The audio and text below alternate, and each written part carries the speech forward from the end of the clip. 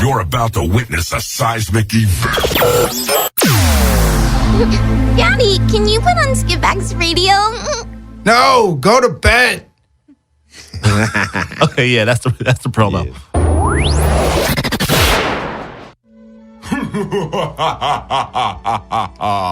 Welcome to Sacrificial Pawn Manor, where the worst things will happen to you, more than you can ever dream. Cause it's Skitbags Radio. That's right, everybody. It's Dash Talk X Skitbags Radio, and we're here once more with the wonderful talent and the whole crew in the spot. And it's about to get hot like your mama dropped the food on the floor and sweeped it up with a mop. Tell him how it goes down. I want to introduce my man who got right here coming up. He's an owner, director, writer, producer, actor of Sacrificial Pawn Productions, and that man is Sam I Am Mason. What's going on, Welcome. everybody? How you doing? Welcome, Sam. Welcome to the program. Yes, sir. Yeah, man. Hey, glad to be here, brother. Well, thank you for coming here, man. Thank you for coming, gracing the studio. Welcome to Dash. Hey, you know what, man? Anytime I get an opportunity to, to share what we got and what we're doing and, help somebody out that, that's been there. And, we've worked together on Cross Wars, cross-contamination, and, it was a phenomenal process. And, so anything I can do to keep it going, that's what we're going to do. Excellent. Spread knowledge. Is that your relationship? You guys met on set, or Yes. how did this happen? Yeah, we actually met on set. Oh, that's on awesome. the set of Cross Wars 3 with Danny Trejo, Richard Grieco, Lou Ferrigno, and all those guys. Our Amazing. boys. Yeah. How long ago was that? That was what? God, about 2-3 weeks ago, huh? Yeah, it was about 3 weeks ago. 3 weeks ago. Best of luck. Out in the middle This is of a the new desert. blooming friendship. Oh man, he had I such know, great right? energy. The dude was full of fire. So he was beautiful. excited about the work he was doing and whatnot. He had a good vibe to him and whatnot. He looked like he had a little jail dirt on him, so I could trust him. He got a little grime on him. He all right. Hey, we ain't gonna talk about my street credit up in here. That's great, man. Well, I'm glad you're here, man. And of course, we always start out the show with a breakdown, talk about all the things that go on. Things that people like. The breakdown that you chose was Hellraiser. Let's Yes. go. Yes, Absolutely. yes. Nobody ever Hellraiser wants to is- talk about Hellraiser. Dude, It's been I forgotten. love Hellraiser, man. It's one of my favorites, of all horror films and, all the iconic characters out there. Hellraiser is my absolute favorite. And I actually did some research on this morning because I knew we were going to be breaking it down. There's a lot of things about, Hellraiser, Pinhead, and the Cenobites that I didn't know. It was actually Clive Barker's first film as a director. Really? And I didn't know that, but they Great they first took attempt. it back, right? Good job. And it was like, as his baby, a lot like Normal Terror, what I'm doing is, it started out as a book and it went through a lot of different process changes and, they had a $1 million budget on this film. And it started out as a British American film. And then when they got picked up, on this side for distribution, they made it a lot more Americanized than it was originally. Makes sense. Yeah, there was no point for nationalists. Everything that's made American is better. You think they That's tweaked what they say. Yeah. the Is that special our new effects a little bit? slogan? As far as the great special slogan. effects, everything was practical special effects. Yeah. And I think that's something that we've really That's what made it missed out so, on. I think, memorable. That it was all Yeah. real special effects. It was all gore and real blood, and Correct. he had the pinhead, everything like that. It was pretty graphic when it came out. It was Compared to very everything else, graphic at the time. It was shot in 1986 and it was released in 1987. And at the time, it was one of the goriest, psychotic films that had been done. Wait, can we go back? Did you say real blood? Like, do you mean like No. real? Oh, okay. Sugar based. Okay. I really just sat there for a few grade. seconds, like, oh my gosh, what? But actually, my special effects company does make some really kick-ass blood. So. Yeah. Yeah. Nice. What goes into making blood? How do you make blood? It's a process. It depends on Is it- what is the it a secret? application is. My process is a secret, yes. Oh, okay. But I I do see. sell it. wow. We sell it for $50 a gallon. That's awesome. So depending on Blood how is many cheaper than gallons you think want. it is So- when you're making movies. Like if you're trying to make a really gory movie, just never fear. Like But you're it gonna depends on be able to how- get a lot of blood. But it depends on how real you want the blood. True. Because you're looking at texture, you're looking at cloudiness, you're looking at Consistency, color, yeah. consistency, how it looks on camera, and and working with the different prosthetics. and So stuff for like different that. shots, like if I'm getting stabbed from the back, and the knife is coming through my chest, Right. you would need different blood than if, like, I cut my finger and blood is spewing out of my finger. Absolutely. Because Wow. depending on where it's coming at in the body, you know, if you look at the anatomical, you know, correctness, whatever the hell you want to call it. Yeah. But if you look at that, you know, depending on how much oxygen actually reaches the blood and how much blood is spewing out at a time, gives it a different color, different texture. Wow. So, you know, something coming from like the lungs or heart or something like that is going to be a lot more purplish, you know, much deeper tone. We have a blood expert over here. Right, That's true. This is all true. Well, he is the horror movie expert. Hey, You know what I mean? as somebody who's creating a horror movie that is on a whole different level, and you know, we're hoping create something completely off the mark like Hellraiser was. Yeah. You I know, don't think that I had a even lot of remember research. Hellraiser. Well, yeah, Because well, I watched it and it was so scary that I think my eyes were closed 80% of the time. that was me too. That would be me. And did they make a new Hellraiser at all? I think There's actually there's 9 in the series so far, and they're getting ready to reboot another. Yeah, Yes. they're doing a reboot. Yeah. Is this reboot a full reboot or is it a continuation? I think it's of the going to be a full storyline? reboot. I believe it's a full reboot. Nice. Well, you guys can have fun Nice. seeing that without me. And basically, the story is pretty much him. He has an issue. They bring him back from the dead. He goes to hell, and he kind of comes back on some vengeance kind of Freddy kind of paranormal stuff, essentially, and starts fucking people up. Is the general concept, Okay. right? Well, with Pandora's box, yeah, it's you know, it's Typical. based off of Pandora's box, which is iconic in itself. Yeah. You know, but to have that kind of stuff going on, and you know, the things that they were doing, is just it's a story that's just out there, you know, and I think that's what made it so iconic. Yeah. Is there anything about Hellraiser that kind of resonates with you, kind of even maybe on a personal level, like deep, or even as an artist, where it's like, man, I kind of want to take my film approach that way to kind of, you know, do what they do? You know, there's a lot of things about Hellraiser that's very similar to what we're doing. You know, this was Clive Barker's baby. You know, it was his first, and you know, it started out as a story. You know, and what we're doing with Normal Terror is we're doing something completely outside the box, something that's never been done before. Yeah. And that's the take that we have on it, you know. But being the writer, director, producer, actor, doing the special effects, I did all my own casting. I've done, you know, all of these, you know, set design and everything else. You know, because the vision I've had in my head, I've been carrying for 12 years. Yeah. You know, and it started out, you know, October of last year as nothing more than a synopsis. You know, and I wrote it out in a month, and we started shooting 4 months later. Wow, that's a quick So, process. It was, you know, a lot of bigger productions, you know, take years in the making, and Yeah. you know, getting financing and funding, and you know, and stuff like that. And what we're doing with this one, since I'm doing everything in house, I have a special effects team, makeup team, and you know, and all of that stuff. But since we're doing it ourselves and everything's in house, it makes it really easy to be able to do it on a very small budget. So far in our film, we've shot about 25 minutes of footage, of usable footage. And I've only spent about $2,500 so far.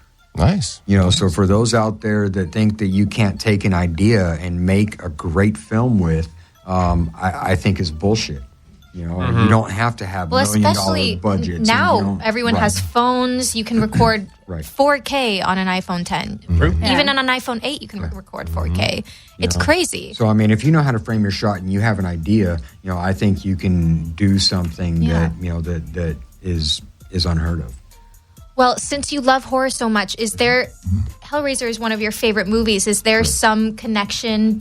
What happened, like when you first saw Hellraiser, what was the moment that you were like, this is what I want to do? You know, it didn't actually happen like that for me. I mean, Really? I'm a metalhead. You know, I've always been a rocker, and, you know, I went through my different phases, you know, growing up. But, you know, I've always been a metalhead. And, you know, I've always loved horror. I mean, Children of the Corn was the first movie that came out that scared the shit out of me. But I think I was like 5 or 6 when it came out. Yeah. You know, and then I was 10 when Hellraiser came out, and just the look and the characters and everything that, you know, the Pinhead and the Cenobites were. You know, and that, I mean, it's, dude, the name is Hellraiser. I I mean, yeah, you know, that in itself is just phenomenal. It was different. It was, the special effects were awesome, and the camera angles and the darkness was it was amazing. I kind of felt the same way, but I'm kind of like, Gab and Casey down there. I spend it like this half the time. It's just because I'm scared of blood. It's the blood and the gore, and I guess because like as a human, like maybe I'm connected to the earth. When I see other people getting hurt, even though I know it's fake, I just for some reason I can kind of feel it. I do that. I feel it in the back of my knees. I don't know why. Yeah, I can actually like feel it. You can feel it, right? Yeah, but That's weird. Okay, and this is one of the psychological aspects of my film is look at the horrible atrocities that are going on in the world today. Yeah, and we're all almost blind to it. Like, well, no, it's not that we're blind to it, but we have like ADHD to it. We've been desensitized. We send up our thoughts and our prayers for 5 minutes, and then we're on to the next thing. Yeah, and it's forgotten. Yeah. I mean, what was it? 7 years ago, Fukushima in Japan, is still spewing toxic dump into the Pacific Ocean. Yeah. True. When was the last time you heard about that? Yeah. Honestly, like hearing that it was 7 years ago sounds crazy. Right. Yeah. And the fact that it's still doing it, but you don't hear about it. No one cares anymore. Yeah, Flint's over with. You spin up your thoughts dirty. and your prayers, and and you move on to the next thing. And that's one of the things with the psychological aspects of our film Normal Terror is that it's a single dad. He's doing his best to take care of his kid, and his son is his top priority. And my son actually plays the character. Of your son. Yeah. Give him a mic check, young man. Say hello to the people in the world. Let them know what you do. Say hey. Say what's up, Sammy. Tell them hey, what's up. Hello, I'm Samuel Mason of Sacrificial Pawn Productions. There you go. Let's go. Sacrificial Pawn. That's right. He got that 50s greaser swag over there, boy. That was so official. He does. That kid is stylish. He's more stylish than I am. He's got his own style, man. He's been practicing. He got that vampirish kind of, celebrity in the making right there. Yeah, that's right. That's right. But he's a single dad doing his best to take care of his kids. Something a lot of single parents can relate to. Yeah, absolutely. Especially nowadays, with the atomic family, so to speak, isn't quite what it used to be. And you do have a lot of single parents out there, but struggling through the teenage years and struggling to pay bills and keep up on everything. That's something we can all relate to. And everybody has a stress reliever. Okay, but the thing I'm leaving open in this film is why he does the horrible things he does to people. Yeah, I was just going to ask, like, how do they get caught up into kind of the violent kind of stuff as he's trying to raise a kid? Like, how did him and his kid, like, end up standing up with two people with, like, machetes? It's, and my son actually, throughout the film, doesn't know what I'm doing. So that's one of the things there is he has no clue what I'm doing. I kill at a moment, well, my character kills at a moment of opportunity. Careful. It's a biopic. Character. So, say like we're in a radio studio, right? Yeah, I can imagine that. But no, it's been a blast to do this thing. And, he, the character, Sam Neill, and there's a psychological word play with that. Because the last thing you do before you die, if you know it's coming, is you generally kneel. Nice. Okay? And you pray.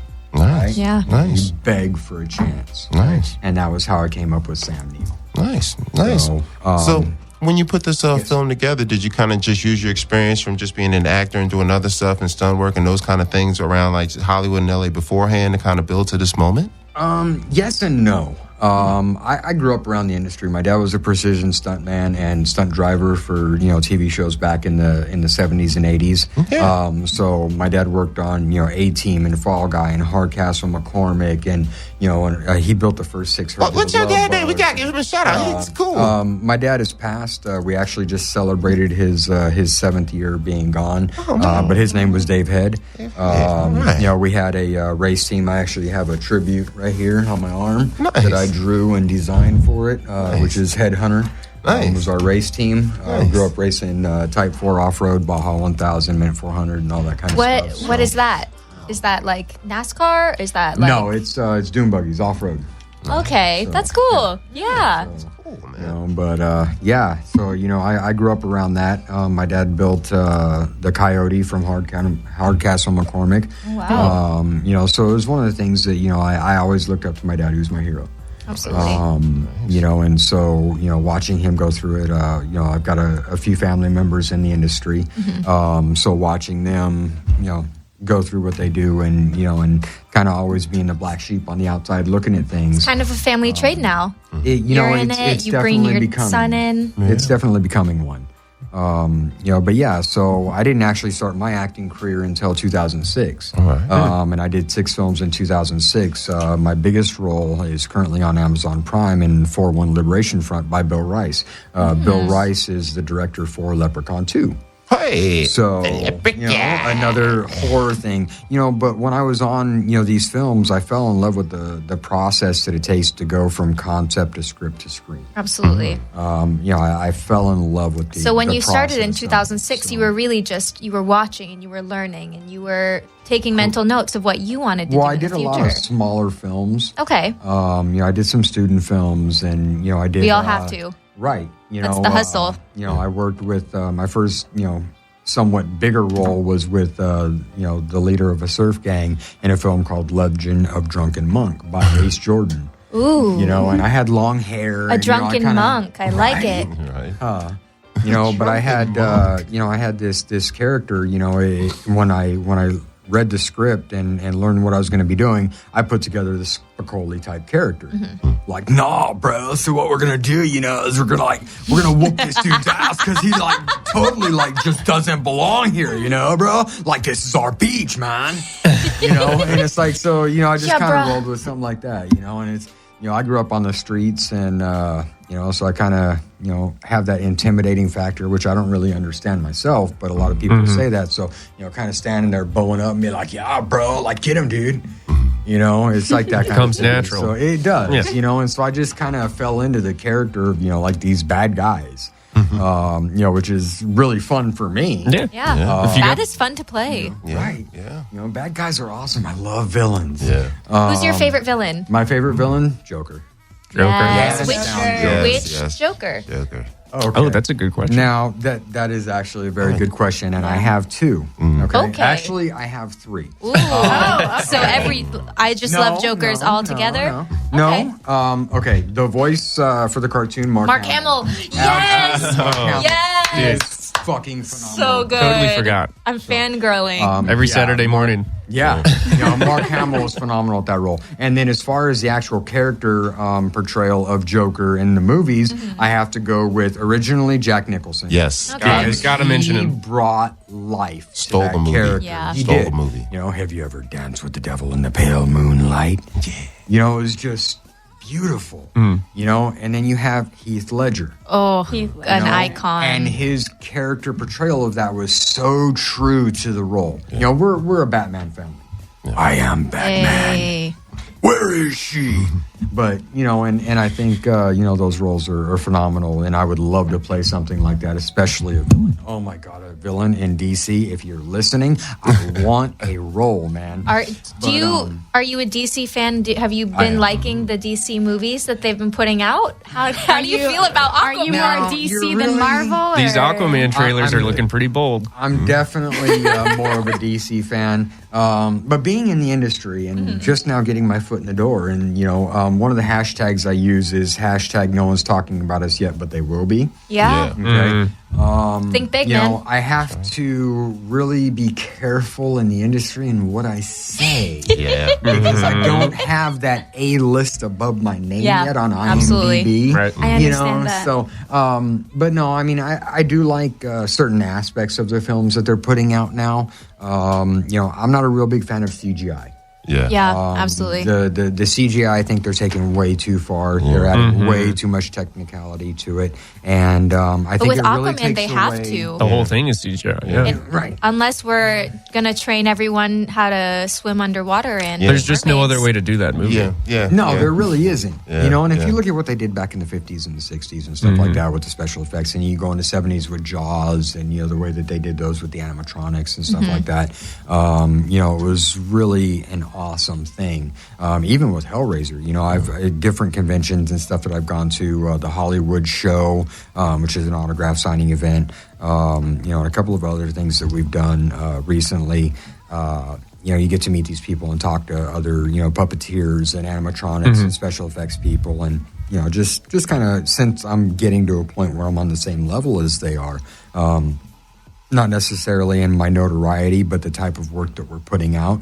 I can talk to him on a more personable level rather than, like fangirling, like, oh my God, I love your Yeah. Now you have the perspectives where you can kind of relate to what they're saying more. Absolutely. Yeah. So I got to talk to the gentleman who did Child's Play. Okay, puppeteer. Oh, wow. And, and a few others at different conventions that I've gone to.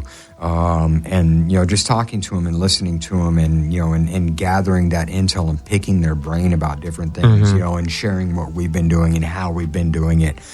Because the props that we're making right now are hyper realistic.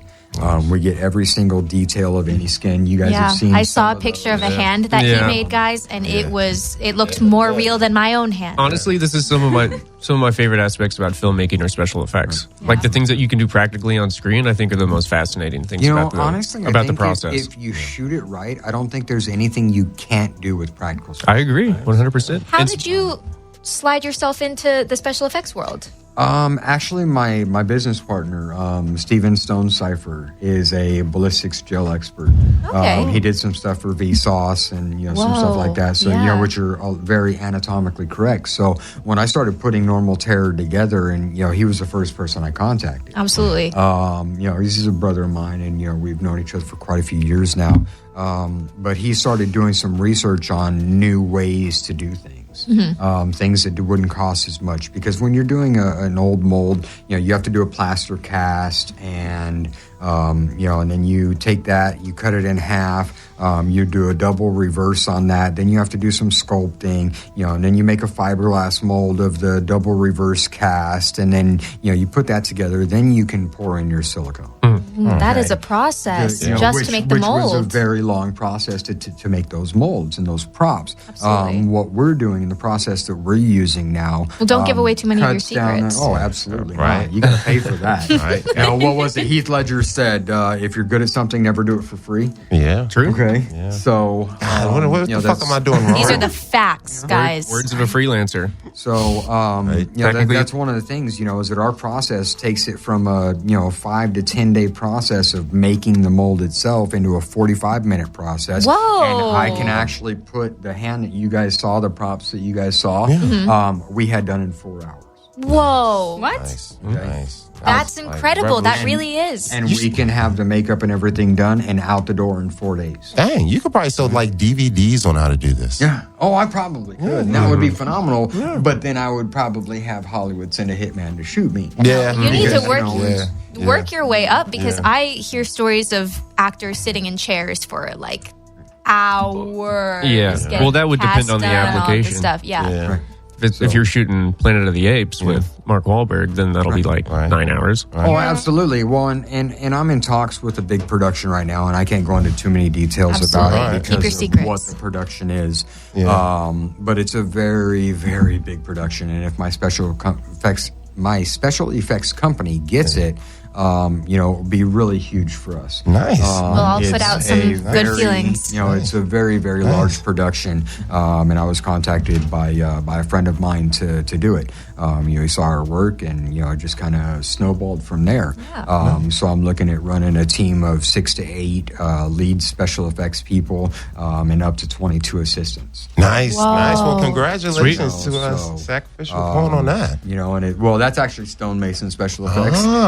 Stonemason Special Effects. Well, shout out to Stonemason Special Effects also. My business manager is getting that stuff worked out where, we're separating Sacrificial Pawn from Normal Terror and, Stonemason Special Effects, and then Renaissance my personal... man does it all. Great. And then I have my personal acting, and I actually had an issue with that recently, where I was put up for a role in an episodic show, and I was told that because I own my own production company that it was a conflict of interest with what they were doing. Really? Which didn't make any sense to me, and it kind of pissed me off, honestly. Could you have signed a loan-out contract instead? A loan-out contract? So you would loan yourself out from your company to the production as a freelancer and then pay yourself that way. But see... going in as an actor on somebody else's production, it is different for an actor. It has nothing to do with my production company whatsoever. Oh, okay. Right? In Hollywood, everybody in Hollywood has something on the side that they're doing. Everybody. We have to. Happy Madison Productions. You're trying to tell me that Adam Sandler doesn't do stuff for other people? Really? Yeah. He doesn't do movies that aren't his? Really? Come on. No, he doesn't. Definitely does, and stuff like that. So, and that's one of the things that kind of blew me off about that. I was really excited about it, but things happen, and we're going the way we're going, and it's a business in the end. It is. It's a business. We got that going on with Skitbags with Mickey. He acts, so he does our stuff. He has Kodiak Films on the side that he does, and he also does a lot of other films in between for other people. So, it's like I met you on on Cross Wars. Yeah, exactly. With for Larry Layfield. So exactly. It's. I don't know. It is what it is. Whatever. But it's the personal business side of Hollywood. So I got an interruption. I always want to do something. We're going to take a break. I'm going to ask you 3 questions about 6 things. 666 since we're the horror man. Oh, wow! Right? You really thought that through. So the first 6 things is what are 6 words that begin with S that you like? Ooh. Oh. Okay. Sacrificial. Sam. Stunning. Super. Got 2 more. Stigma. Ooh. And let's go with stout. Nice. Excellent. Stout. All right. Question number 2 in the 666. What are 6 times you can remember just in life in general, in whatever kind of way that you were just kind of scared, poopless, shall we say? Poopless. You know what, dude? As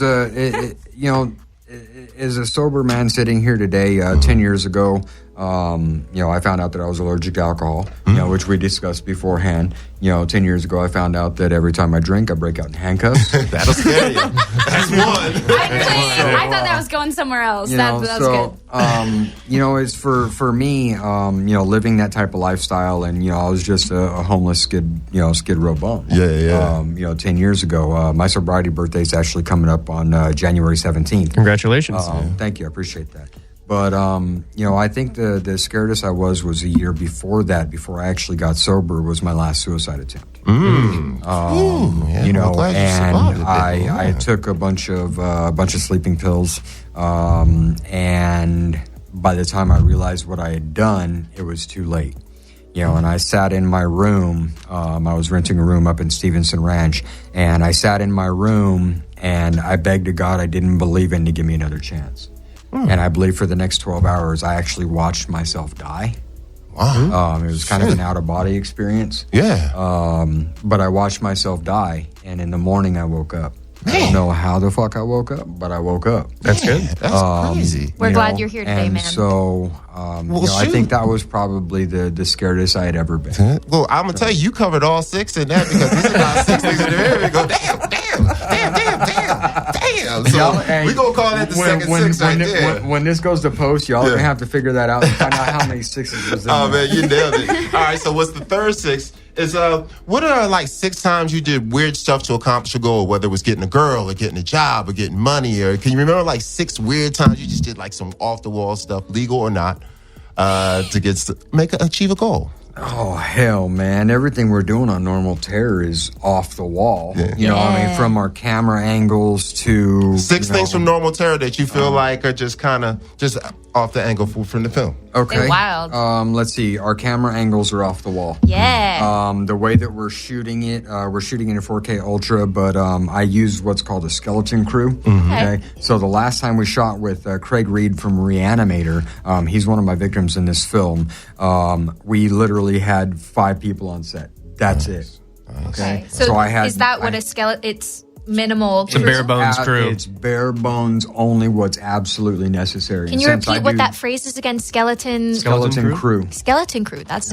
I like that. I like that. So it's absolutely only what's necessary. So I had myself, the other actor, Craig Reed. Okay. I had my DP, and I had 2 makeup. Nice. That's it. Nice. So what is that? 2, 3? What else? 5. What else? 5? Okay, so oh yeah. Yeah, that works.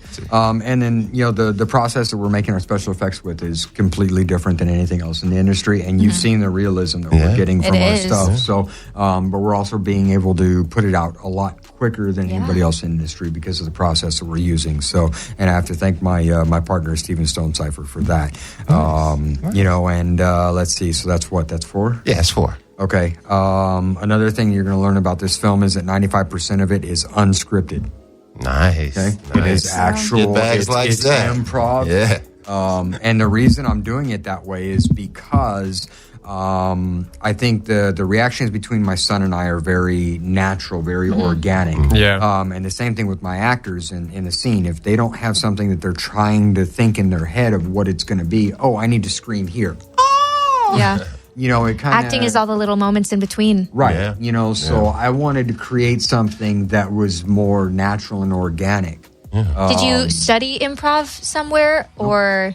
Okay. No, it's just something I've always been a natural performer. I love it. I can emulate almost any accent. Nice. Give us 6 accents. You put yourself let me finish in that this question. Yeah, one last highlight about the film. All right. And then another thing is that, the difference with this film is that it's from a serial killer's point of view before he's caught. Okay, so there's no cops, there's no investigations, there's no backstory on the victims, there's no follow-up on the victims. It's not about them. That's not part of the story. It's about this dude, his kid, the things he does to survive and pay his bills and take care of his teenage son. And then the flip side of that, when he puts his son down to bed, man becomes a monster, and he abducts and kills people in the most horrific ways. But on top of that, okay, none of the abductions are the same, and none of the murders are the same. Every one of them is completely different and unique in its own right.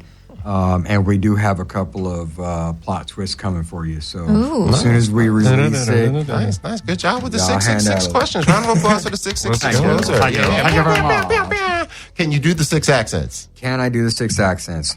Okay. Generally, emulation is by hearing something. So, hey, Adrian, what I'm going to do right here, right, is I'm going to tell you that, I was in the ring with Apollo, right? And, so, yeah, anyways, all right, Adrian. Yeah. Now, I know it's not really That's good. That's okay. Right? 6 voices. I don't care. 6 voices. I love it. Dude, next voice. Hi, it's me, Bobby, from Bobby's World. Whoa. Nice. Right? Where did you place that in your, is that... That comes from right about right here. Whoa. So I hold that right there, and then what happens is I kind of hold it back a little bit so that I can understand you. You could do a good Stitch, I feel like. Stitch from... Ooh, Lilo and Stitch. I could do Stitch. Lilo. That's perfect. Another one? That's 2. Let's You got see. one? Okay, and I will love him and hold him and keep him for my very own, and I will name him George. Nice. Or Sammy. I like Sammy too. There he is. That's right. Got any more? Let's see, son. Get me going on an Irish accent. Hey, what do you mean I'm talking about? I'm not talking about anything. I'm not speaking to you. Sammy has a really good Irish accent. Yeah, Sammy, you're so talented. Yeah, that was really good.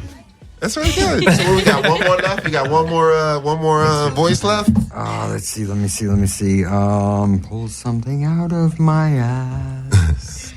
You do British? That's a good, nice, easy one. I spotted tea's a little bit alright. Yeah. Not bad, eh? Yeah. Makes me want a crumpet. There's a little bit of Cockney out there, eh? Yeah.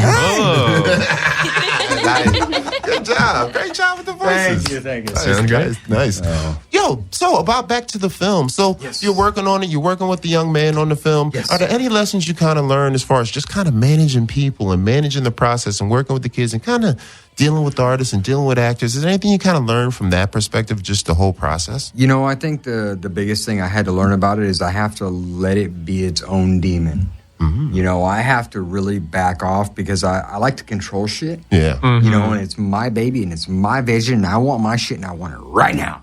Yeah. Okay, and I really have to back off and allow it to be its own beast. You need to let it breathe. I have to let everybody, handle the parts that they need to handle, and if I'm not getting what I'm getting on camera the way I want it, then I can adjust it at that point. If the special effects aren't looking right, or everybody that's on board right now is doing this because of the passion of it. Yeah. Of course, we all hope that it does something and it makes something, and we are the next cult classic. And we're hoping for a Halloween release of next year. We're still working on budgeting. We just released our first trailer.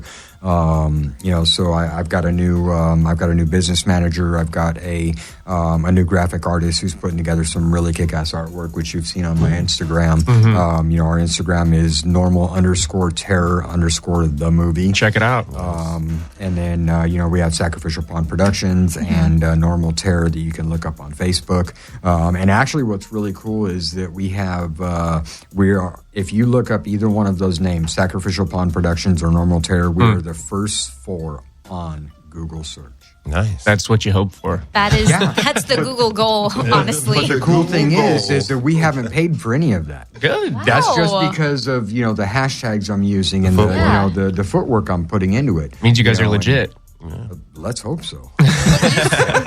So you started all of these companies from pretty much the ground up. From nothing. From passion. What kind of advice would you give to someone who also wants to follow behind your footsteps and maybe start their own companies? Open up an LLC, do some special effects? I think Will Smith said it best in the movie he did where he played the stockbroker. I can't remember what the name of the movie is. Pursuit of Happiness? Pursuit of Happiness, yes.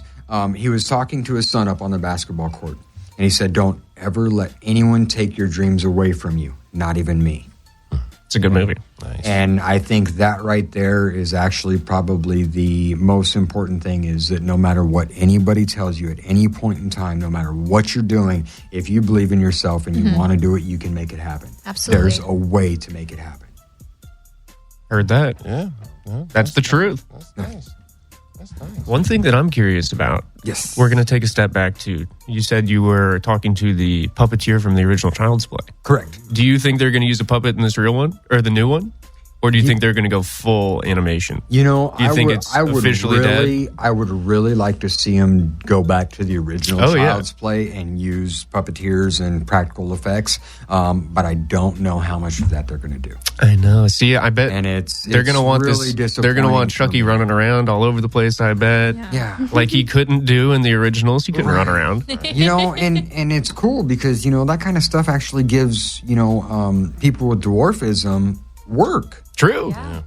You get them dressed up and, they're actually able, and that's one of the things I hate about CGI. It has its moment and its place, and it's, I understand the necessity for it, but it really takes away from the talent of the actors themselves. Yeah, it's kind of like the auto-tune of film. Right. Kind of, yeah. That's very true. And it's like, that's one of the things I love about practical special effects is you actually have to perform. Yeah. The screams and the looks on people's faces that sell the horror, or come from the actors. It's not something, that you put on a filter on. Oh, we'll just fix it in all post. Of a sudden, you're going to fix it in post. And, don't get me wrong, a lot of the stuff that we're doing does have to be, color corrected and stuff like that in post. Of course. That's just a part of the process. But, to actually give your actors a chance to perform, I think is something that's really lacking, truly lacking in film. It might be that they do multimedia, because even in the new Jurassic Park movie, Jurassic World: The Fallen Kingdom, they didn't have any animatronic dinosaurs in the first Jurassic World, but in the second one they did, and they brought it back. And I remember Chris Pratt was like, when I got to see the actual animatronics happening, it felt so much more real than all of the other stuff that they'd been filming. He loved the scene where they used the real dinosaur the most. Well, it changes the energy on the set, really. Well, have you ever seen how they do most of the CGI stuff? Yeah. They either have people with suits on with little ball things all over them, right? The little dot things all over them, or they have like this, set where it's like these little balls on sticks, and kind of like the tripod right there, the spider tripod. Yeah. Okay, it's like where you can arrange it and do whatever you want with these little balls and all this other shit up, right? But to actually have something viable that you can look at and see and feel and become a part of. Yeah. That's what makes your acting really kick. Yeah. I feel like that makes the filmmaking a little bit more magical also. You know, Absolutely. Changes the whole energy on sets, like shooting with film versus shooting on a digital camera. Like the whole energy on set's different because you know that this take is using real film and we only have one shot at it. Right. So we got to make it look good. Yeah. And now that I know things like that, I watch movies and I'm like, I wonder if it's in this take, is this person even looking at someone or are they just looking at a ball? Like, what is actually happening in this movie right now? You never know anymore. Absolutely. You know, and that's the thing for me, you know, is that, you know, you're talking about film versus digital. You know, I wish we could do film, but it is so god-awful expensive. Oh, it is. Yeah. You know, I It's mean, tedious. we're shooting on A 15-minute short's Ultra. thousands of dollars worth of film. Yeah. You know, I mean, we're shooting 4K Ultra, you know, in this one, you know, which is right now top of the line. Yeah. You know, for anything you can do. You know, but the issue we're having is with, a certain camera's aperture is that it doesn't shoot real well in low light. So we have to overlight everything and then tone it down in post. Exactly. You know, but those are some of the mistakes that we've learned as we're going along and, you know, kind of, you know, I've got a couple of friends of mine who are, you know, real big in the industry. Jeremy Miller from Growing Pains. He was Ben Seaver back in the day. Oh, cool. You know, he's one of my best friends. He's the associate producer on this film. He believes in us. And, you know, he's helping me out on the industry side of things, you know, the things that I don't know and walking me through all those, you know, those little details. I have Craig Reed from Reanimator, who's a great character actor. He's one of my victims, and he's also one of the producers. You know, so I've got a lot of people involved. It takes a village. It does. Absolutely. It truly does. Are there any village idiots? Anybody you needed to have to... Pretty much the only village idiot is the chief. You know? Even his son is sitting over there. He's like, yeah, Dad. You know? Oh, he's highly intelligent and way more smarter than I am. He kills me on a daily basis. So, I see it in his eyes. you know, but no, I've got, you know, we have a letter of intent from Harry Manfredini, who did the score for Friday the 13th. Wow. He's going to write an original score for us, provided we get the funding we need to pay him for his services. You know, and then of course I've got, you know, the band Invasive up in Washington is doing part of our soundtrack. I have a buddy of mine, Jack London's band, The Wild, is doing the song that's on the trailer is an original song. So you've from Jack. handpicked all of these people. I have. And it's not just so much handpicking, but I also, a lot of it has been a moment of opportunity. It's stuff that's just stepped into my, you know, into my path. Oh, yeah. Tell them the story about how you met the guy. He said he was across the street from your shoot or something. Oh, yeah. Like that, that's Harry Manfredini. I have a friend of mine who lives up in Valencia, and we were, you know, I discussed, you know, he asked me one day how production was going, and, you know, I was like, well, we're kind of at a standstill right now because we don't have a location. He's like, well, why don't you just come and shoot at my house? I was like, okay, cool. You know, because our set is very simplistic, a lot like the Saw movie. They used, you know, one room to film almost everything in the first Saw movie. We're using a garage, and I have this stuff that I put up that makes it look like a sound barrier. And it's very easy to do the set design on that. So I went over, I checked out his garage, and I was like, dude, this will work perfect. So, you know, we got out there, we're on set, and we're doing the acid bath victim on this one. Whoa. With Kelly Kickham. And Poor Kelly. Harry, you know, and Harry happens to live across the street. Okay. Okay, and he's really good friends with, you know, with my friend Lane. And so when he goes out of town, he has my buddy Lane's kids, you know, watch his house and, you know, check on his pets and, you know, and all that stuff. And so what ended up happening was, you know, I have a sign outside on the garage door that says, please do not call 911, filming in progress. Because there are a lot of screams and stuff like that, you know. And we're in a gated community. You got to be careful, right? Well, and we're in a gated with community, no permits, right? Yeah. Well, you don't have to on private property. True. Hey, okay? Good to know. Everyone out there, you know, guerrilla filming at its best. All right, some of the shit I've learned. It's always easier when you got a buddy, right? Yeah, you know, we're trying to say we're going to go into a whole lot of illegal shit, right? So, no, I'm kidding. But no, Harry happened to live across the street, and he came over to talk to his buddy Lane. We were taking a 5, getting some of the special effects done, and Harry saw what we were doing. He absolutely loved it, and he's like, you may know me. And I was like, yeah, the name doesn't ring a bell. Because I hadn't really paid attention to that kind of stuff. Yeah. And so, he said, well, you'll probably know my work. And I said, okay. And he's like, you ever heard of Friday the 13th? I said, yeah. Sure. How did you ever? I follow. Well, he's the mastermind behind the sound. He created the sound of all the Friday the 13th. Okay? Genius musical composer. Absolutely. And after we got done, going over a brief synopsis and a quick, moment and talk and whatnot, he's like, well, do you think it would help if I attach myself to your project? I'd really like to do your score.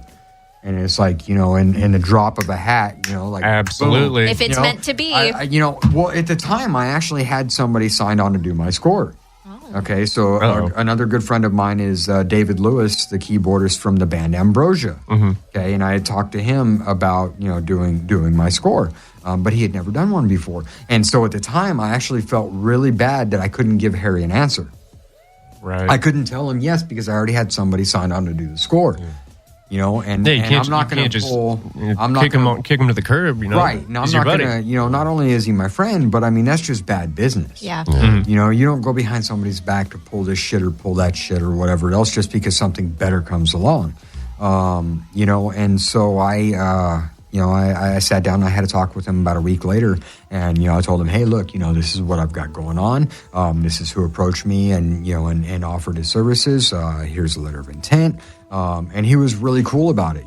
David Lewis from Ambrosia, he's a great guy. I love him to death. And he's like, hey, bro, you have to do whatever it is you have to do to make your film successful and go on the path, that you think is right. And so I really appreciated him, taking that moment, taking that time and understanding that it wasn't personal. It was, about what I thought was best at the time, and he agreed, he had never done a film score before. Yeah. So it was going to be something new for him. So I contacted Harry back and, I was like, I would absolutely love it. Amazing. And I kind of got to a point where I was like, completely fangirling on him. It's like, oh my God, you're fucking Harry. So he did the score, but was he involved in any of the sound design? Are you aware of that? On Friday the 13th, he did all the sound design. Oh, he did? Every bit of it. That's. I mean, a lot of people think that that's the heart of the movie. Really, the sound design is what it amplifies everything that you see on screen. Yeah, absolutely. I don't know if it would be anywhere near as scary as it could have been if it wasn't for the sound design. No, or it's successful of a movie. If you don't have the sound, it doesn't work at all. I've looked at my trailer and it just doesn't go the same. Yeah. Why is everybody laughing at me? I'm not laughing at you. I was looking at Thomas, and I feel like he almost burped. Hiccuped or burped halfway through what he was just saying. And you did this body movement, like a turtle. That's because I'm like, hot second. I've lowered myself on the chair, Was so that I'm really amazing? I'm going like this. you turtley enough for the turtle And club. we'll mark this on the recording and cut it all out. Perfect. Yeah. All good things. I'd like to go back with your project. You had said that that your character, you murder people differently every single time. Do you know if that is that like that's not normal? Is that no? It's not normal. No serial killers killed the same have way. A particular MO that they use, correct? Yeah. But I kind of took my MO from a lot of different people, and by trade, I'm a truck driver. Okay, I was a contractor for 20 years before the housing market fell out. You personally, or the character in the movie? No, me personally. In my personal life, I was a contractor for 20 years. The housing market fell out. I went out and had to find other work. Yeah. And so I eventually tried making my way on my own, doing things and miscellaneous odd jobs. Worked for a lumber mill for a while. And some stuff like that. And then I ended up, I've always wanted to drive a truck. Driving is in my blood. And so I got my truck driver's license, and I spent a lot of hours on the road driving.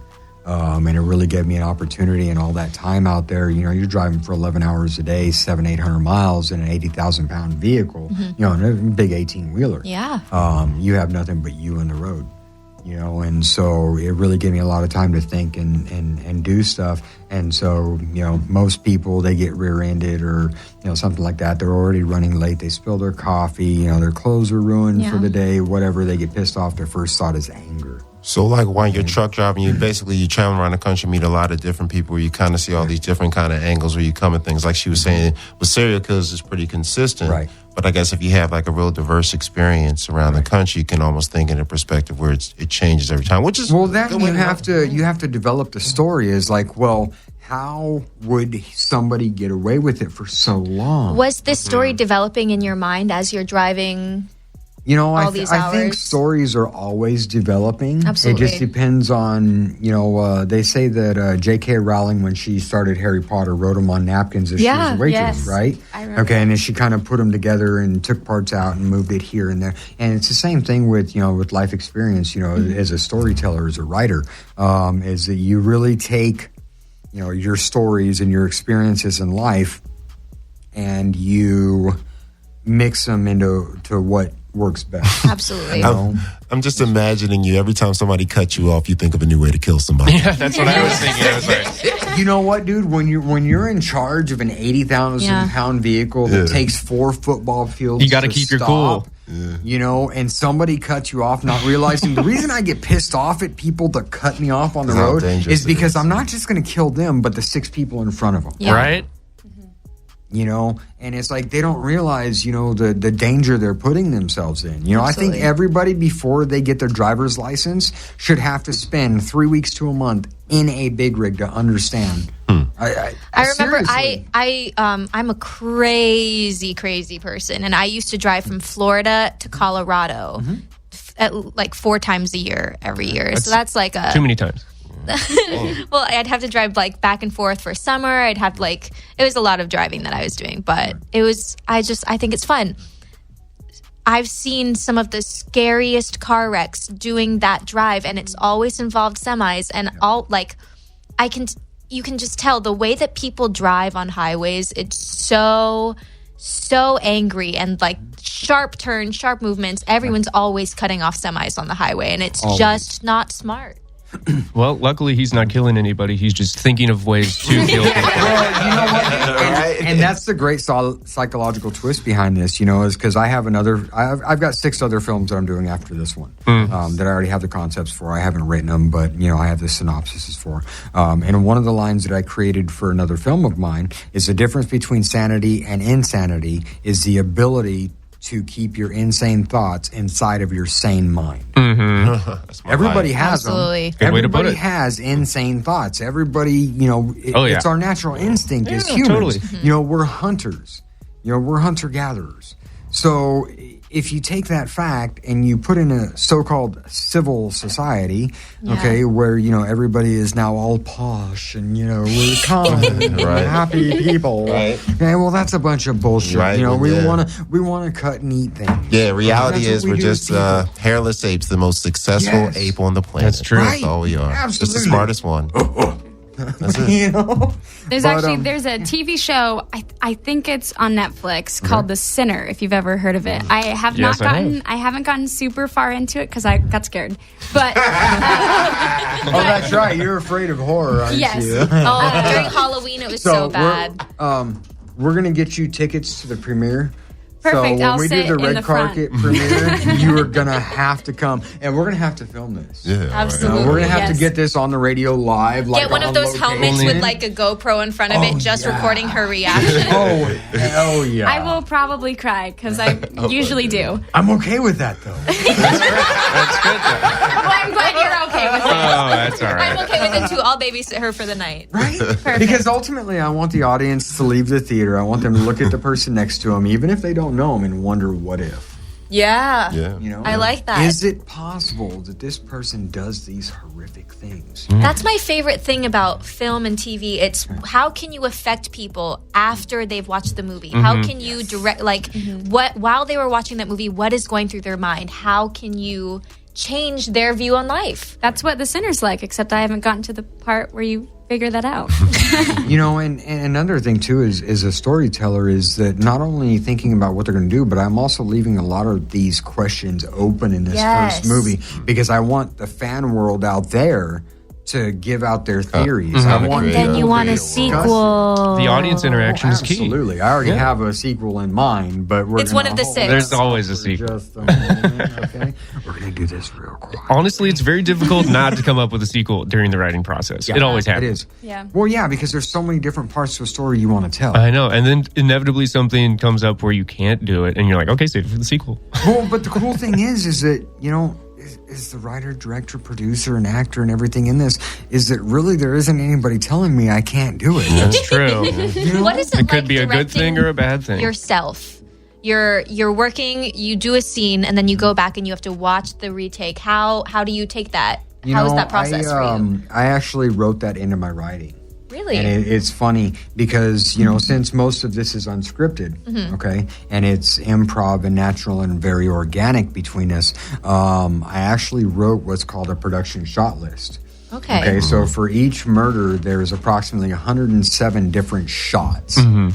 Okay, so I wanted to, close in tight on my hands, straining, move, cut to, my face, angrily or, whatever it is. So that way I could hand this over to my DP, okay, and my DP knows exactly what I want. I love it. So we can film chronologically according to the list I give her, and all she has to do is change the camera angle or, get a different shot or whatever, because I don't know how to work a camera. Yeah. Okay. I don't know anything about camera work. That's why You're doing everything else. That's what the DP's for. But that's what I hired a DP for. Yeah. Okay. I don't know what the hell, I know terms, but I don't, when everything but the camera. Right. You walk into his house When I was doing research on Clive Barker, he said in his first film that he wouldn't know the difference between a 12 millimeter or 50 millimeter or a submarine if you had told him it was a lens. Right. Yeah. Right. True. Me I mean, too. it's just a bunch of different kinds of glass. And that's absolutely it. Is that I have no clue what the hell they are, what they do. That's why Absolutely. There's a lot of subtleties when it comes to lenses, yeah. Sound, I don't know anything about it other than it comes out of my fucking mouth. I mean, I can clap my hands and make a sound, sound like a retarded seal, and it's like, shit like that. I don't know anything about that kind of stuff, so I don't try to pretend to tell them I know how to do their jobs. Yeah. I mean, that's what I bring you on for. This is what I want. Do the adjustments you need to do and make my fucking vision happen. And people like that too. When you hire them to do something, kind of let them do their job. Yeah. You know what I'm saying? Instead of trying to tell them how to do the job and you don't even know how to do it. Let them add yourself. some inspiration. Now when we take and we review the footage and we look over the dailies and, see, okay, well, I didn't really like that much. I think you could have got a better angle. Well, this part right here pulled out of focus. You weren't in focus right here, which I think we may be able to use if we cut it right. Yeah. So I'm always looking for solutions and different. You can always fix it in post. Yeah. Right. Fix Fix it in post. Fix it in post. Saved a million movies like that. Makes me want to grab a post and smack somebody with it. Just take a bunch Here, of I'm gonna post-it fix notes. this in post. It's one of my least favorite things to hear is we'll fix it in post. Because that means you have to pay for more post, Right. Yeah. So essentially. right. Nice. What do we look like on time? We have, I think we're 55 minutes in. Yeah. Oh, good. Only 55 minutes. 55, just about 55. And it's a 2-hour show, right? No. No, it's an hour. We have. So, are we gonna cut this? Did you mark this? We have a cut at 50, and then we have a cut at exactly an hour. Perfect. So if we was want that the turtley line? Yes. Exactly. So, do we want to talk about one more thing, or do we want to We round it can. out? So we have the hour-long dash edit, but then we do the unfiltered full one for Apple and Spotify and stuff. So if you're liking this conversation, we can keep going, and then it'll all go up on Spotify and Apple. I'm here for whatever y'all want me. Yeah. So We have some more time in the studio. We can just keep rolling. Yeah. Fuck it. So you're a special effects guy. Yes. So what is your favorite creature feature? What is the favorite creature that you've seen created? And how would you reinterpret the costume yourself? If you were to make like that that. application, what would you have changed about it? Like if you were watching Pan's Labyrinth and you obviously you're watching. I think I've got to say Basket Case. Yeah. Basket Case, the entire concept of having this weird little like thing in a basket is just. I don't know Basket Case, so explain to me what is it that we're talking about? We have an amazing thing right here. It's called Google. Okay? Ooh, love the Googles. So what I'm going to do is I am going to Google Basket Case. A basket is involved. Yes, it is. Wait, really? Okay, let me see. Basket Case, 1982 film. Dun, dun, dun. Dun, dun. This movie's older than me. This is why I don't know it. Right? Yes. Okay, so I never heard of it either. Okay, so the synopsis of the film is a grotesquely deformed Siamese twin joins forces with his brother to stalk the physician who separated them at birth. Okay. So let's see. We'll go to Wikipedia real quick. I know I can't legally plug these things, right? But it's free advertisement for you guys. It's okay. Bring it back. So they used a real baby for that. What? Did they Basket really? Case? Whoa. I believe they did. Some of the baby is real. I mean, it's got to be a real baby. Some of the babies. At one point, or do you think the whole movie is a fake baby? I think the whole What's movie was the- a fake movie. Fuck, I don't know. Is that good? The special effects for Belial consist largely of a puppet in some scenes and stop motion in others. Oh, so no, it's never a real baby. Oh, no, thank you. I'm looking at this picture. This is... Here, let me see. Oh, I would get nightmares from this. I would absolutely... Okay, so for So it's this big, everybody like, listening, white... it's like a pillow monster almost. Right. But it's like the concept of it. It's like a just cloud so with cool sharp for teeth. me. Yeah. in a basket. In a basket. In a basket. In a wicker basket that you would take out to a picnic. Brad Williams is my son's favorite comedian. Loves him to death. Dude, Brad Williams is funny as hell. Love him. But he has a line, and he's talking about people who have the fear of little people, midgets, right? Mm-hmm. And so, one of this woman actually told him this, and he uses this in his skit, so it's not anything I'm trying to, steal or anything.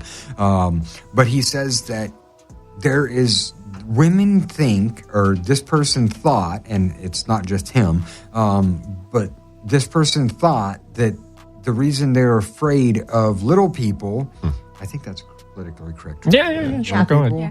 Okay, those with dwarfism, is because they thought they were going to be raped by him. What? And he said there is a 100% chance, foolproof way to prevent that. And he put his hand out. And he said, that is how you have to stop it, right? But that makes me think of Basket Case, and this is how it relates, okay? Is that in Basket Case, you have this little thing inside of a basket, right? Yeah. I just How is it going to close get to you? the fucking lid, Exactly. okay? How is this going to endanger you? Right. It has to be carried around places. So how would you make Basket Case scary? Yeah, what would you do to change it? I think if you kind of Teenage Mutant Ninja Turtles. Okay. What was it, Krang or something like that? Yeah. The dude the in the robot center, body. the big robot body, right? Oh, you're talking about the He live kinda action has, like, movie. these weird little, leg thingies, Yeah. kind of Yeah. slimes Late around enemies, on the floor, yeah. right? If I was to do Basket Case reboot, okay, and to do it my own way, He would have to have little He would appendages. have to have like little appendages where like he could like slide out and slime around. Oh, yeah, that's Like very an Like crucial. Flubber. An octopus can go through a hole that big. As long as its beak can fit Right. through it, it can fit through it. So if we're to do the same type of thing with the Basket Case, oh, dude, how awesome would that be? Yeah. He You know- slides out of an electrical socket. That slime is very, very popular right now. Like Yes, I love kids slime. love Oh, really? slime. Yeah. Kids love it. Like they watch hours of people making slime, and that's how I feel Oh, Basket yeah. Case should be. That's Like just I'm not slime, a kid, but like I do that. going Yeah. places. He can crawl. Right. I So like in it. the original Basket Case, how did the basket kill people? Honestly, dude, it's been so long since I've seen it. I don't Because it even know. has to be carried around. Right. Yeah. But I believe it was like something between the brother, the twin brother that was a part of it. Was Okay. An That was enabler of some ultimately sort. what they went about, was that they were. Somebody was assisting the basket. Right. That, Yeah. The My Basket understanding, Case assistant. yeah. The basket can't do this all on its own. Right. So they just carried a basket around. In like, my world. scared. But in my world, it could. Yeah. Right. You know, put like a little RC motor on the basket. You know, I like it. Yeah, it needs Or it'd be appendages. scary, like scary arms coming out and like crawling and pulling the basket with it. Cool, Yeah. So I Nice have shot. to know. We always ask our guests if you got like $30 million to do whatever you wanted to do. A lot of people come up with ideas where they have to use CGI, where they have to use a lot of post production, No. but you don't like that. No. So if you had $30 million, how would you spend $30 million? My next film, okay, is how I would spend it, but we would need $30 million to do it. You should do your next Okay. 6 for $30 million. And I'm actually developing the storyline now, but it's based on More horror. Can I say this? It's a okay. Think 13 Ghosts crossed with Pirates of the Caribbean in steampunk fashion on a train. I like it. I like it. I like it. I want it. So, but here's the thing: since the spirits are on the train, right? Okay. Okay. Most people would do that in CGI, right? Yeah. Computer generated, spirits, right? Ghosties. Because basically their souls are taken from their bodies as the ghost train passes, kind of thing, right? So what I'm planning on doing is if we use LEDs and we light the bottom of a window pane. Okay, and then we shoot the window pane in a reverse image of the characters who are off screen. We angle it just right. Like here, you see your reflection in the window right here, right? I love it. Okay. Now, if we shoot that, then it gives you the same transparency. You can see what's going on out there. Okay. Yeah. But you don't have any CGI, so your actors are still able to give you your your performances, performance. and That is- everybody is still doing it. You just have to remember the image is reversed when you're shooting it. That is exactly what Disney does in their Haunted Mansion ride. Yeah, that's they exactly what have they do. these mannequins that are set up dancing, and then they have a mirror. I think I mean, I think it's pretty much exactly what you were just explaining. And so when you're on the ride, you see people. See, and, I didn't actually know and that. They dance Through through the this tables table and they dance through cakes and stuff, and it's yeah. all And you're like, underneath you. how is that possible? And it's all the mirror. It's all and, mirrored, yeah. Yeah. No, that's cool. I actually didn't know that. Yeah. I haven't been to Disneyland in years and years. But hey, if somebody out there wants to VIP me and get me some tickets because it's expensive as hell. Well, I mean, these two here, they're official VIPs for Disney. Yeah, They own half we the have show. annual passes though, but if you didn't know, they do. But we need 4 tickets, though, They do right? monthly payments now. Oh, they do? So you go in So and it's you a do lot, it. but it's a lot spread out over a year.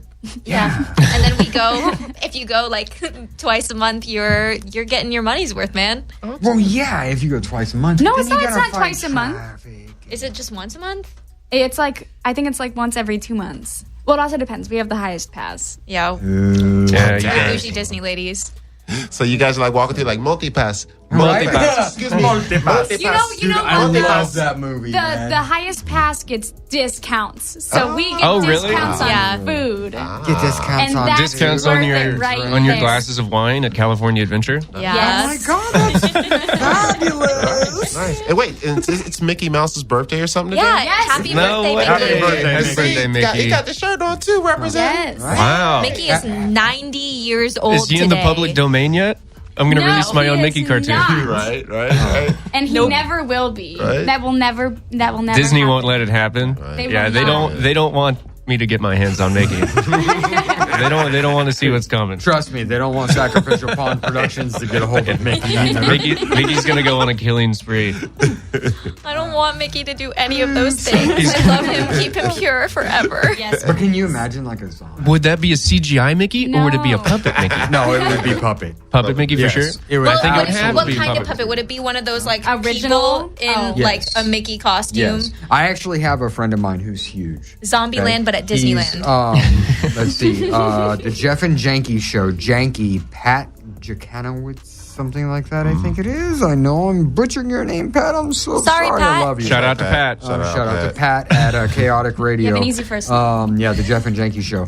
But he's like 6'8", and he's Okay. just like this huge monster of a man. Whoa, 6'8". But like, if we were to put like Mickey, like this zombie Mickey vampire, like serial killer dude together, like it would be phenomenal. If I'm he were to imagining play this that suit character. like it has long arms that kind of like hang too, and like he's just I like think that's a this little bit too scary- much like the Slenderman. Oh, Slender Man. Slenderman is scary, to be Yes. honest with No, you thank guys. you. Let's stop that conversation. Right. I know. I watched the Slenderman documentary on YouTube No, when stop, it first stop. came out in high school, and because I live in Florida, there are woods everywhere. Right. Some of my friends live in houses that I have to park on the street and then walk through a forest to get to their house. Did Slenderman come out that long ago? Oh, this was a documentary. Did, but this is like a fake mockumentary that they made on YouTube. I know the mockumentary was way scarier than the movie that they did. So.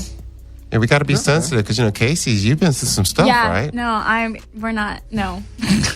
Yes, I have. Oh, that's Casey's right. apartment is haunted, guys. Yeah, every time you have an issue, or hear something or something, it happens, right? Is that my understanding? Yeah, well, there's so much. There's so much in my life that has happened, but there's just a lot of weird demonic things that happen in my life. That's hot. So I try to stay away from horror because I feel as though it is easier to attach. I really like demonic shit. That's cool. Hey. You would like to be a part of my life then, because every week now, pretty much. Like we should hang out. I can get in character real quick and I can give you a hug. You know what? Maybe you can come over to her apartment and then scare the spirit that's haunting her. Okay, but I feel like that would make everything worse. It all worse. This is worse now. My house has been blessed already, and so I. Well, but what if I show up with sage, covered in blood and sage, I'll light the sage, but you have to invite me in. No, I don't know about that. I'd leave you at the door. I can't say anymore. Yeah. This is a lot. Gabby, okay, here's a great story. Gabby was in my house yesterday. I was. And in the middle, we were talking about my cat because we don't know what's wrong with my cat, but he's balding, so he's just a little bald bastard right now, so we're calling him. Anyway, Gabby was I'm gonna leave that one alone. I looked at her and I was like, what if the demon in your house is slowly killing Lenny, the cat? What if he's slowly possessing him? That's what I'm thinking. Animals can see that shit, and demons know that. Right. So the first thing that they do is take out the animal in the house. But has the cat tried to kill you yet? Yes. That's true. She had some scratches on her face. Yes. Can I come film? Dude, we have a short right here. Perfect. If you want to film somewhere, film at my childhood home. Oh, we can do that too. Yeah. Can I take your half balding cat? It's real, no CGI. Real balding cats. Real balding cats. See, but the weird thing about my original home, my dad is an architect, and he built our home. Nice. He built my childhood home. Nice. And to do that, he had to dig straight into 10 feet of solid rock. Right. And we always thought, we have to be on a burial ground. This house is so incredibly haunted. That's some real poltergeist shit. But he dug into 10 feet of solid rock. There is nothing underneath us. So we've never figured it out. And then my parents were like, we're selling the house now. So...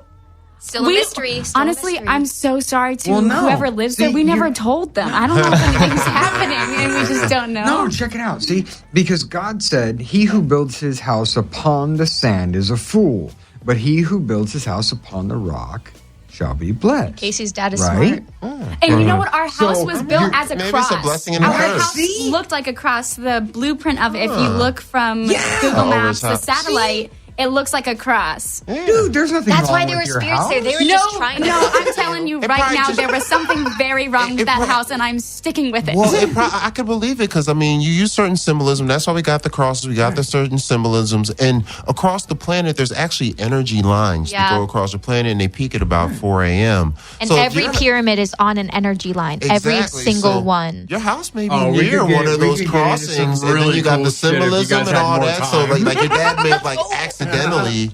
put you at the center of some world energy location. Well, since we're talking about spirits, do you have any stories? Have you ever dealt with something? Other than watching myself die, no. Personal demons. Other than the out of body experience, watching, because it was really cool and it actually gave me some ideas for stuff that I'm going to do in the future. But I literally watched the skin and the flesh and the bone and everything melt off of the bone in my hands. What? Before I had the out-of-body experience, what I was doing is I was watching, everything melt off of my hands. So, I was sitting here and, everything, started to, goozing, dripping, like disappearing. And like by the time it got to here, I was up here looking down, watching it happen to the rest of me, which is really fucking trippy. Okay, and I love psychedelics. Yeah. Okay, back in the day, oh my god, acid and shrooms were the shit. Okay, Are they not anymore? Oh no, I'm sober. He's now, mature remember? now. Yeah. He's mature now. The acid and shrooms are for me. Yes. Hey, have at it, man. But no, it was like that was some of the coolest shit in the world. Even though it was scary as hell, it was some of the coolest shit in the world. Trips can be scary. To see that kind of stuff. But it's like like other spirits. No, I can't. How really would say you that. do that with not with CGI? You would do that. It would have to be a mold, like a wax mold that you like Okay. actually melt down. Oh wow, you have it all in your head. But if you run like a butane heater, if you do it at the right way, you could do it from the top and literally have it just kind of Movie magic, guys. This is what movie magic is. Right? Do you remember like the first thing you ever learned as like a special effects person, like that first cool thing you ever perfected? The hand. The hand. The hand. It's one of those things that I honestly haven't been doing it that long, but I pick up on stuff really quick, really easy, and with my my partner who's an expert at this stuff, kind of processing it and learning it together and doing these different things, and seeing how different things come together. It just kind of one of those things that I have a very engineered basis mind. Yeah. And so I like to break everything down to like theoreticals. I see, when I'm driving, I see a blueprint on the road, and that's how I drive. It's like I see like lines in the road and like it's graphed out, like Tron like shit. Yeah. Right. So when I break things down, I see it like as a blueprint. And so that's how my mind works. So when I'm thinking about things like when you just asked me about how to do it right now, I'd literally just pop that off the top of my head. It's not from experience or anything I've done. It's just I thought about how we would do that and we would mold it and do it, in that type of fashion. So, yeah. Nice. Nice. On the spot. Hot. I do want to start making some eyeballs, though. Ooh. Eyeballs are really cool. Yeah. And like I can really fuck with people with eyeballs. Yeah, because eyeballs are sensitive. Like they like. Yeah.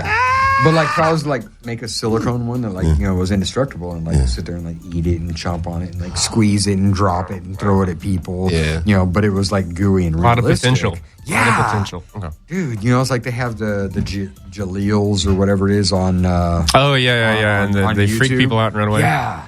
Dude, that would be awesome. You'd if you ever have free time, you could make a really good prank show on YouTube. Oh, dude, we should do that. Just going up to strangers with special effects. And Special scaring effects the warehouses shit out of are them. treasure troves of They potential. are. Dude, I know the perfect place we could start too. I'm down. Yeah. Let's play. We could do Rodeo Drive. Oh yeah. And let's mess with people that have money because Put we a couple might dead run bodies in there. Well, no, we might actually run into somebody who would be willing to finance us. Right. True. You're right. That's how shit happens, man. You got to think about this. Right, Come on. right. Boom. And there it is. There it is. Right? Bam, bam, bam. Yeah. Skitbags Radio. And there it is, man. Yo, on that note, man, we just want to thank you for coming out, man. Sam, I am Mason. One round of applause for him and his young gentleman. Yes. Yes, Sam. Thank you, Do you guys. have Hey, you guys Thank mind you if for I being give a here. couple of shout outs? Absolutely. Of course. That's what I was about to mention. Go ahead. I've got a couple of people that have really always been there for us. One of them is Mr. Aaron Sturdivant with Horror with Sir Sturdy. You can follow him on Podbean. You can find him on Instagram, Facebook. He's covered all the platforms, but he was actually our first official interview. And Aaron Sturdivant has become family. And I love the guy to death. Terror Incognito. I found them on Instagram. I'm getting ready to be on their show here Great pretty name. soon. Right? Yeah. Yes. So this is actually like my 6th or 7th interview. But we have we're coming up on Deb Perkins' radio show here pretty soon. The Hollywood Red Carpet Radio. Which is broadcast worldwide. The people have been there for us. The guys at Invasive, Gary Cook and Eric Clages and Brian Marco. And, I got to give a shout out to my graphic artist, Matthew, MPT. He's a phenomenal guy. It's MPT Graphics with an X. Go check out his work. He's phenomenal. And, everybody has been out there and supported us and followed us throughout this, the process when we were pretty much nobody and didn't have anything done. Really appreciate it. We love you guys. And thank you guys so much. Takes a village. Where can the people find you? Do you have social media? Anything yes, that we do. we can follow you at? Yeah, you can find us on Instagram at normal_terror_the movie. Perfect. You can find us on Facebook. My personal page you're probably not going to be able to find because I have that locked down for obvious reasons. But I will have our actors page up here pretty soon, mine and my son's. And then also you can find our production page at facebook.com/New Style Gore Films. That's NEWSTYLEGOREFILMS. And I've learned the alphabet. Nice. Nice. Impressive. Nice. So Go around the thank you. table. Tell everybody the rest of the social media too. Gabby? Hey everybody, I'm Gabby Shake. You can follow me at Gabby Shake on Instagram, on Twitter, on all of the social media things. All the goods. All the goodies. Don't forget to watch the Hermione Granger and the Quarter Life Crisis on YouTube and follow the Princess Collective on Instagram. Bravo. Well, hello, everyone. done. This is Casey. You can follow me. I pretty much only use Instagram, so you can follow me at Casey Persich. And even then, I really don't use Instagram. So you can choose what you want to do. You can follow there. me, and then you can see Casey on my story and on my posts. Look at her. Yes. Look at her page, but do not follow her. Thanks, Thomas. No one follow She never Thomas. posts. No, I'm just kidding. Follow Thank her. you. Anyway, you guys can follow me at TMcD with 2 underscores on Instagram. No, please follow me. Just follow the 1_ Team Mix. This is me on the board, twisting knobs and pushing buttons. Carl, Carl, take us away. Yeah, and Poppy Carlo on Instagram and whatnot. Mr. C Force on the Twitters and whatnot. And I'm blocked on Facebook right now, so fuck Facebook. Fuck them. You know what I mean? And of course, you want to check out great things that You're we in always Facebook jail. Right. Oh, I stay in nothing Facebook worse. jail. I stay in Facebook jail. And all I'm talking about is just recipes. Recipes Yeah, for destruction. for crack cocaine. Yeah, I was going to say. Crack recipes. But always, we just want to wrap it up and check out Instagram, the Twitters. Always check out gtcomedyjam.com. Always check out skitbags.com. Always check out Dash Radio, Dash Talk X. Of course, we want to check out The Clapper, which is on Netflix. Check out Office Uprising, which is on Crackle. Also check out the Ding Dong Show, which happens every Monday at the Comedy Store in the Belly Room, 10 o'clock. Always check that out. Check out the Big 3 podcast. And check out everything that goes on with Skitbags and the rest of the crew. And thanks to everybody for coming out. Great show. Great talk. Skitbags Radio. Thank you. We outta here. We out. We out. Appreciate it. Peace. That's right. Skitbags Radio.